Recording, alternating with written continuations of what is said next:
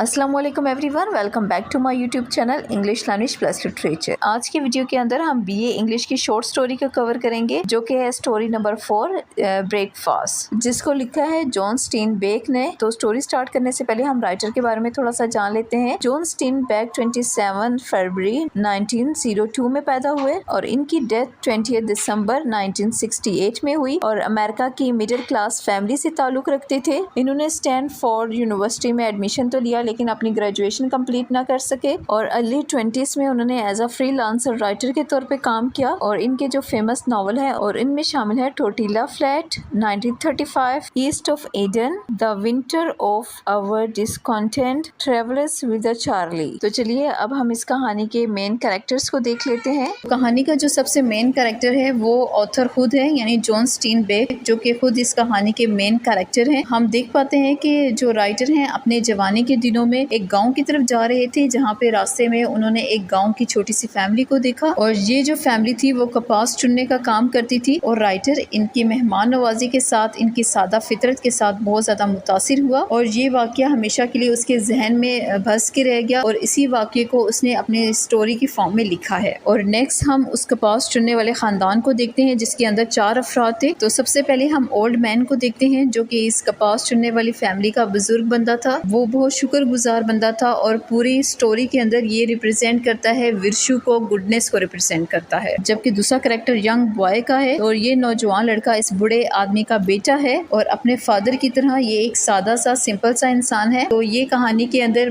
Bright future को represent करता है, एक उम्मीद की किरण लेके आया है, एक उम्मीद को रिप्रेजेंट करता है। नेक्स्ट फीमेल का कैरेक्टर है और ये इस नौजवान लड़के की वाइफ थी, जो कि हम देख पाते हैं कि वो अपनी फैमिली के लिए नाश्ता बना रही थी और ये औरत रिप्रेजेंट करती है उन तमाम औरतों को जो कि घरेलू जो जिम्मेदारियां हैं उनको निभा रही होती। नेक्स्ट हम कैरेक्टर एक बेबी को देखते हैं और ये बच्चा जो है इस नौजवान लड़की और जो लड़का था इनका बेटा था और इसमें इतना इम्पोर्टेंट रोल नहीं है इसका, लेकिन ये कहानी में हम देख पाते हैं कि ये अपनी माँ के पास लेटा हुआ होता है। तो ये तो थे कहानी के कुछ इंपॉर्टेंट कैरेक्टर्स और अब हम कहानी की समरी को देख लेते हैं। तो इसका इंट्रोडक्शन पहले देखते हैं। जॉन स्टीनबेक एक बहुत मशहूर अमेरिकन नॉवेलिस्ट और शॉर्ट स्टोरी राइटर थे। उनकी ज्यादातर स्टोरीज और जो नॉवेल्स हैं वो गरीब लोगों की तरफ से जिंदगी को बताते हैं और ब्रेकफास्ट भी इसी तरह की एक स्टोरी है, जिसमें गरीब लोगों की एक फैमिली को बताया गया है कि किस तरह से वो जिंदगी गुजार रहे हैं और एक बेटर जिंदगी की तलाश में वो मेहनत करते हैं, काम करते हैं और खुशी खुशी इन सारी ड्यूटीज को सर अंजाम देते हैं जो उन पे आए थे। And due to this the story leaves a lasting impact on minds of the readers. और ये सारी चीजें राइटर के माइंड में बहुत अच्छे से इम्पैक्ट करती हैं, उस पर असरअंदाज होती हैं। नेक्स्ट हम देखते हैं कि राइटर किस तरह से इन गाँव की जो फैमिली है उसके साथ मिलता है। Once the writer of the story happen to visit the valley. अब एक दफा होता ऐसा है कि राइटर वादी की तरफ सैर व तफरी के लिए जाता है और अपने इस फारिग टाइम में वो सैर व तफरी से एंजॉय कर रहा होता है कि तभी उसे जंगल के पास एक टेंट नजर आता है और जब वो इस टेंट के पास जाता है तो देखता है कि वहाँ पे एक औरत नाश्ता बना रही थी, जिसका चूल्हा जो है वो जंग आलूद था। It was actually the family of villagers और इस फैमिली के अंदर तकरीबन 4 मेंबर शामिल थे, जिसमें एक ओल्ड मैन, यंग मैन, उसकी वाइफ और एक बेबी भी था। अब राइटर चूल्हे के पास आता है और खुद के हाथ सेकता है।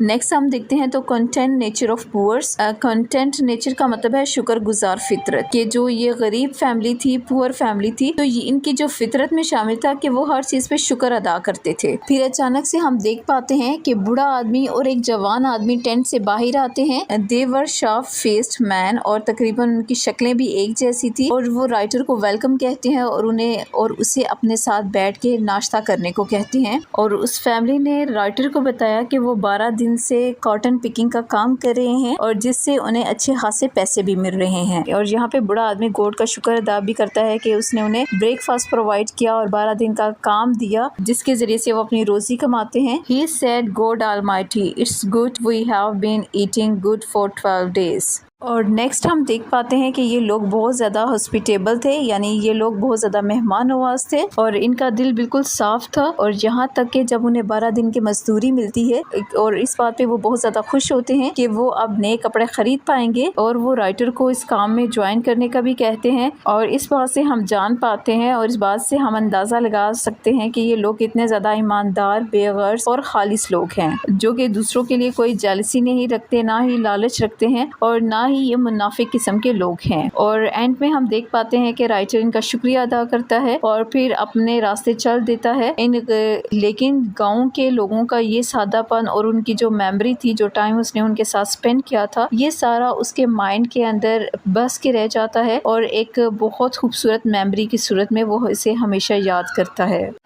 तो अब हम स्टोरी को क्रिटिकल वे में एनालाइज करेंगे। स्टोरी को क्रिटिकल वे में एनालाइज करने का फ़ायदा ये होता है कि हम उसके बैकग्राउंड को जान पाते हैं, उसमें जो मोरल लेसन दिया होता है हम उसको अंडरस्टैंड कर पाते हैं, और जो टाइटल है स्टोरी का किस वजह से रखा गया है, उसकी सिग्निफिकेंस क्या है, तमाम जो बारीक चीज़ें हैं उनको हम जान पाते हैं। और यही वजह होती है कि जब पेपर में जो भी क्वेश्चन से रिलेटेड होता है तो हम उससे आसानी से अंडरस्टैंड भी कर पाते हैं और उससे रिलेटेड काफ़ी मटीरियल भी हमें मिल जाता है। तो बजाय इसके कोई एक ऐसा क्वेश्चन याद कर लिया जाए जिसे रट्टा मारा जाए और जो भी क्वेश्चन आए तो हम उसका आंसर वही लिखना शुरू कर दें, तो इससे अच्छा होता है कि आप स्टोरी को, समरी को एनालाइज करें और उसे क्रिटिकल वे में अंडरस्टैंड करें। तो फिर जो भी पेपर में क्वेश्चन आएगा तो आप उसे आसानी से अटेम्प्ट कर पाएंगे। तो चलिए अब हम स्टोरी को क्रिटिकल वे में एनालाइज करते हैं। तो अब हम कहानी का बैकग्राउंड देख लेते हैं। बैकग्राउंड के अंदर देखें तो इस कहानी के बैकग्राउंड में हम देखें तो 1930 में अमेरिका का जो स्ट्रेसफुल माहौल था उसे दिखाया गया है। जिस वक्त अमेरिका की हालत बहुत ख़राब थी, की तजारती इक़्तिसादी हालत, इंडस्ट्री बहुत ज़्यादा लॉस में जा रही थी, जिसकी वजह से वहाँ पे अनएम्प्लॉयमेंट बहुत ज़्यादा थी, भूख वगैरह बहुत ज़्यादा थी, लोगों को रोज़गार नहीं मिल रहा था और गवर्नमेंट के लिए एक अलार्मिंग सिचुएशन बन गई थी। तो ऐसे हालात में लोग, स्पेशली जो गांव के लोग थे, वो अखलाकी तौर पे बहुत मजबूत थे और वो अपने बेटर फ्यूचर के लिए हार्ड वर्क करने को तरजीह दे रहे थे और खासे पुरुम्मीद थे अपने फ्यूचर के बारे में। नेक्स्ट हम स्टोरी के टाइटल की बात करते हैं। Title of the story. तो स्टोरी के अंदर हम देख पाते हैं कि राइटर की ज़िंदगी का एक खुशगवार वाक़या था। जब वो एक खेत की तरफ जाता है, एक वैली की तरफ जाता है, तो वहाँ पे उसे एक टेंट नज़र आता है जहाँ पे एक औरत अपनी फैमिली के लिए ब्रेकफास्ट बना रही थी, और जो ये फैमिली है वो राइटर को भी इन्वाइट करती है कि वो उसके साथ ब्रेकफास्ट करे, और इसी दौरान उनके साथ बातचीत के ज़रिए से वो उनकी ईमानदारी, उनकी सच्चाई और उनकी जो शुक्रगुजाराना नेचर होती है वो राइटर के माइंड में बहुत ज़्यादा इन्फ्लुएंस कर देती है, जिसकी वजह से वो बहुत ज़्यादा इंस्पायर होता है। नेक्स्ट अगर हम मोरल लेसन की बात करें तो स्टोरी के अंदर हमें बहुत से अखलाकियात से रिलेटेड लेसन मिलते हैं। Firstly he tells the importance of dignity of labour. तो सबसे पहले हमें मेहनत की अजमत के बारे में करने के बारे में हमें सबक दिया गया है। जिस तरह से हम देखते हैं कि यहाँ पे एक फैमिली है जो कि कॉटन पिकिंग का काम कर रही है, तो वो अपनी मेहनत मजदूरी के जरिए से अपने लिए एक अच्छा फ्यूचर बनाने की कोशिश कर रही हैं। Secondly the writer believe in the honest labour, they were simple and content person. और दूसरा हम ये देख पाते हैं कि ये लोग जो हैं बहुत ईमानदारी के साथ अपना काम करते हैं, बहुत सिंपल जिंदगी गुजारते हैं और हर चीज में शुक्र अदा करते हैं। Thirdly they were kind hearted and God fearing people, they were leading a life of gratitude. और थर्ड पे हम ये भी देख पाते हैं कि वो बहुत ज्यादा सिंपल लोग थे, खुदा से डरने वाले थे और एक अच्छी जिंदगी गुजार रहे थे, जिसके साथ वो बहुत ज्यादा मुतमईन भी थे और इस पे शुक्र अदा भी करते थे। Fourthly they were hospitable and good hearted, और हम देख पाते हैं कि वो बहुत ज़्यादा मेहमान नवाज और अच्छी नेचर के मालिक थे। यहाँ तक कि उनके पास ज़्यादा कुछ नहीं था, लेकिन फिर भी वो ऑथर को इनवाइट करते हैं कि वो उसके साथ बैठ के ब्रेकफास्ट करें, यानी अपनी खुशियों में वो दूसरों को भी शरीक करते हैं। तो इससे हमें पता लगता है कि जो असल खुशी होती है वो सिर्फ पैसों पे, आराम और दौलत पे मुश्तमिल नहीं होती। It depends on one's faith in honest and fair earning and devotion and sacrifice for fellow human beings. In this age of affection, materialism and lust for more and more, the purity, simplicity and contentment of the poor is not only impressive but also inspiring. और चूँकि ये वो as थी, यानी 1935 का as थी जहाँ पे बहुत ज़्यादा मटेरियलिज्म था, यानी ये उस वक्त के हालात थे जब लोग मालो दौलत को ही अपना सब कुछ समझते थे। तो ऐसे हालात में जो पुअर लोग थे, इनकी सिंपल जिंदगी, इनकी कंटेंट नेचर थी, इसने राइटर को बहुत ज़्यादा इंस्पायर किया, और ना सिर्फ राइटर को बल्कि पढ़ने वालों को बहुत ज़्यादा इंस्पायर किया, इन्फ्लुएंस किया। और इसमें हम देख सकते हैं कि किस तरह से ये लोग इनोसेंट थे, मेहमान नवाज और खालिस लोग थे, मासूम लोग थे और अखलाकी तौर पे बहुत ज़्यादा वो मजबूत थे, और अपनी इनकम के साथ, अपने फूड के साथ वो काफ़ी ज़्यादा हैप्पी थे, सेटिस्फाइड थे। Nevertheless they are not rich people with much wealth and resources, but they have the valuable asset for contentment, satisfaction, purity and innocent joy. और वो बहुत ज़्यादा सिंपल ज़िंदगी गुजार रहे थे और वो मॉडर्न ज़िंदगी की पेचीदगियों में और ज़्यादा आसाइशों पे बिलीव नहीं रखते थे। देयर इज़ नो पोप and show of the urbans life in their real of simple and pure country life. Criticism और मॉडर्न पीपल एंड लाइफस्टाइल। इस स्टोरी में हम वाज़िया तौर पे देख सकते हैं कि जो शहर के लोग हैं उनकी सोसाइटी की मेटेरियलिस्टिक और वर्ल्डली नेचर के बारे में राइटर ने डायरेक्टली क्रिटिसाइज किया है और हमें बताया गया है कि सिर्फ ज़हरी शान और शौकत के साथ, पैसे के साथ हम इनर पीस को और खुशियों को खरीद नहीं सकते। वो खुशियाँ जिस तरह के हमने इन देहाती लोगों की सादा ज़िंदगी के अंदर पाई हैं। और बहुत से लोग ऐसे होते हैं जो कि सिर्फ पावर, पैसा और दुनिया को ही सब कुछ समझते हैं और अपनी कामयाबी हासिल करने के लिए इवन दो कि वो अपनी सोल को भी सेल कर देते हैं। और ऐसा माहौल जहाँ पे बहुत ज़्यादा करप्शन हो, धोखा हो, गुनाह हो, क्राइम हो, तो ऐसी ज़िंदगी में इन द मक्खी atmosphere of corruption, since and crime, many peace loving people in the cities would like to go to the simple and pure life like that of the two working men and a young housewife in the rural area. Although इस धुंधले environment के अंदर जहाँ पे बहुत ज़्यादा corruption है, crime है, धोखाधड़ी होती है, वहाँ पे बहुत से लोग ऐसे हैं जो कि अपने इनर पीस को तलाश करने के लिए, अपनी खुशियों को तलाश करने के लिए गाँव की ज़िंदगी का रुख इख्तियार करना चाहते हैं, जिस तरह से हमने इस स्टोरी के अंदर देखा था। The story thus sets in a clear detail the charms and attraction of village life and the honest, unambitious labor of farm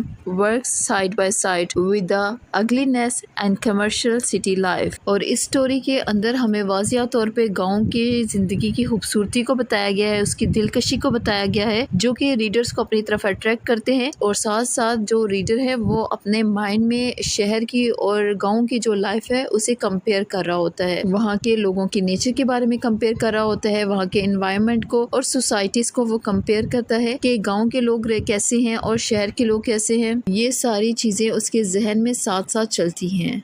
next हम स्टोरी के अंदर बहुत ज़्यादा सिंबॉलिक और एलेग्रिकल कैरेक्टर्स को देखते हैं। सिंबॉलिक से मुराद ये है कि किसी एक चीज़ को दिखा के हमें दूसरी चीज़ को रिप्रेजेंट किया जाता है, या फिर एक चीज़ को दिखा के उसके बिहाफ पे हमें दूसरी चीज़ के बारे में बताया जाता है। जिस तरह से हम लिटरेचर में देखते हैं कि ब्लैक कलर या रेड कलर है, वो सिंबोलिज्म होता है ईवल का, बैड थिंग का, जबकि रोज हो गया वो लव को रिप्रेजेंट करता है। तो इस तरह से लिटरेचर के अंदर समटाइम राइटर जो है वो सिंबॉलिक राइटिंग यूज़ करता है। और एलिग्रिकल का मतलब होता है कि समटाइम स्टोरी के दो पार्ट्स होते हैं, आप कह सकते हैं दो लेवल्स होते हैं, एक डीपर मीनिंग होता है, एक अपर मीनिंग होता है। तो अपर मीनिंग में क्या होता है कि हमें देखने सुनने में मे बी वो एक सिंपल सी स्टोरी लगे, मे बी एक एडवेंचर स्टोरी लगे, लेकिन जब हम उसको क्रिटिकल तरीके से एनालाइज करते हैं, डीपली उसे अंडरस्टैंड करते हैं, तो डेप्थ में हम जाएं तो उसके बिहाफ पे हमें एक गहरा मैसेज दिया जाता है। मे बी के राइटर ने वहाँ के पॉलिटिकल हालात पे क्रिटिसाइज किया हो, मे बी के मटेरियलिस्टिक वर्ड पे क्रिटिसाइज किया गया हो, या किसी रिलीजियस चीज को लेके उसके ऊपर क्रिटिसाइज किया गया हो। एलिगरी का मतलब है कि किसी स्टोरी के दो मीनिंग्स, एक तो अपर मीनिंग होता है और एक डीपर मीनिंग होता है। जिस तरह से हम इस स्टोरी के अंदर देख सकते हैं कि हमें एक सिंपल सी गांव के लोगों की स्टोरी बताई गई है कि राइटर वहां पे जाता है, वो गांव के लोगों को देखता है जो कि उनकी जो फीमेल है वो नाश्ता बना रही होती है, जबकि राइटर वहां पे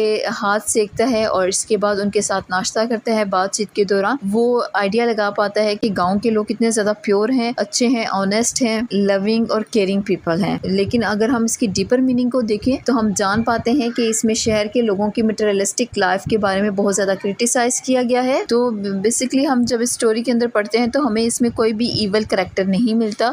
जितने भी कैरेक्टर्स हैं वो सभी अच्छे हैं और अच्छाई को रिप्रेजेंट करते हैं। जैसा कि हम कहानी के अंदर देखते हैं कि कोई भी ईवल कैरेक्टर नहीं है, मतलब ईवल को किसी भी जगह पे रिप्रेजेंट नहीं किया गया, और जितने भी कैरेक्टर हैं इंक्लूडिंग राइटर वो विर्चू को रिप्रेजेंट करते हैं। तो बेसिकली हम देखें तो कहानी के अंदर हमें गांव की एक प्योर लाइफ के बारे में बताया गया है, जिसमें जो यंग मैन है वो ब्राइट फ्यूचर को बताता है। ऑल्दो कि उस वक्त अमेरिका की हालत बहुत ख़राब थी, लेकिन वो अपने फ्यूचर को लेके बहुत ज़्यादा पुरुमीद थे। तो यंग मैन जो है इसी ब्राइट फ्यूचर को रिप्रेजेंट करता है, जबकि ओल्ड मैन जो है वो विर्चू को, गुडनेस को रिप्रेजेंट करता है। और वुमेन का जो कैरेक्टर है वो इन तमाम औरतों को रिप्रेजेंट करता है जो कि अपनी ड्यूटीज़ को फुलफिल करती हैं और जिन पे घर की भी भी जिम्मेदारियां हैं, तो अपने घर की जो जिम्मेदारियां हैं उसे वो बखूबी निभा रही हैं, जबकि कहानी का ऑथर वो वर्ल्डली नॉलेज को और विजडम को रिप्रेजेंट करता है। तो इस शॉर्ट सी स्टोरी के अंदर हम देख पाते हैं कि राइटर ने कैरेक्टर्स को किस तरह से सिंबॉलिक वे में रिप्रेजेंट किया है, और अब हम देख पाते हैं कि इंसान की जो रियल खुशी है, असल खुशी है, वो किस में है। इस सिंपल सी शॉर्ट स्टोरी को पढ़ने के बाद ना सिर्फ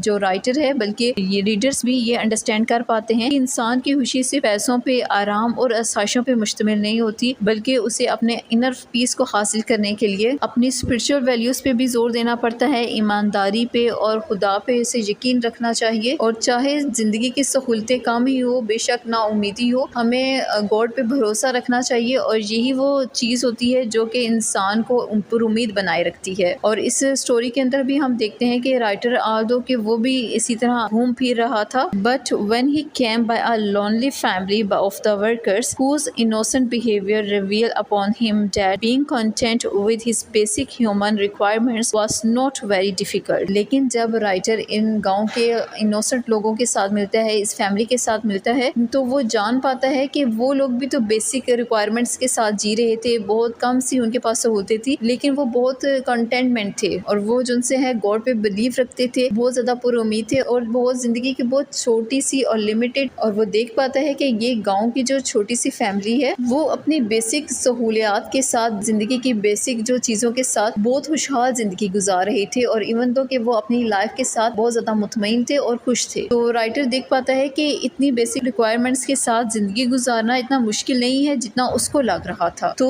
ये तो थी आज की वीडियो। उम्मीद है आपको वीडियो पसंद आई होगी। अगर आपको वीडियो हेल्पफुल लगती है तो प्लीज़ इसे लाइक ज़रूर कीजिएगा, और अगर चैनल पे फर्स्ट टाइम आए हैं तो चैनल को सब्सक्राइब ज़रूर कीजिएगा। मिलते हैं नेक्स्ट वीडियो में, तब तक अपना बहुत सा ख्याल रखिएगा। टिल देन, अल्लाह हाफिज़।